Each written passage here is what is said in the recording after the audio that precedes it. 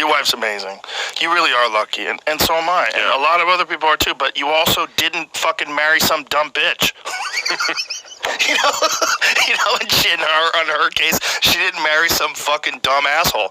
It's like, you get lucky, but you also, I've dated some monsters, you know, and I got out of it, luckily. But just, Jesus Christ, there's monsters out there. There's people, and these people are just human beings, and you're catching them at whatever stage of their existence where they've had, like, terrible upbringings and bad family members and just a fucking alcoholic dad, abusive mother who's constantly criticizing them, and then they become this thing, and then you run into them at the bar. Hi, nice to meet you. I'm Peter. Hi, I'm Debbie. And then Debbie just fucking, let me look at your phone. Who are you texting, Peter? I'm like, oh no.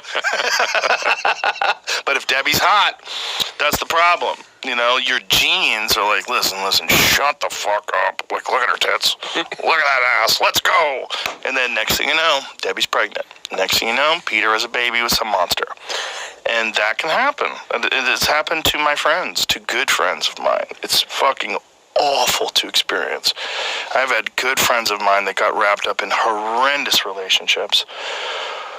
I was thinking about this the other day. I mean, the role of luck in anyone's life is profound. The thing that I think gets underappreciated is the luck we have being born where we are. So my parents are immigrants, right? So I was born like a couple years after they moved to Canada.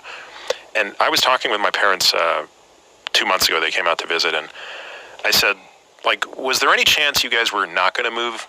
You stayed in Egypt, right? Like, what was there any chance? And I think, you ever think how different my life would be if I was born in Cairo?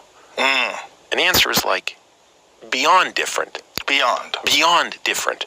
There is no single stroke of luck that has impacted my life. And by the way, like, if we'd been born in Egypt, if I'd been born in Egypt, you know, because we're not Muslim, I mean, it's not a great place to be if you're not a Muslim in a country that's obviously majority Muslim. So, you know, there just I would have been discriminated against. I mean, it would have just been, I wouldn't have had the same educational opportunities, which wouldn't have had any of the opportunities that I had growing up in Canada. So, you know, something that's completely out of my control, but probably had a greater impact on the arc of my life than anything else.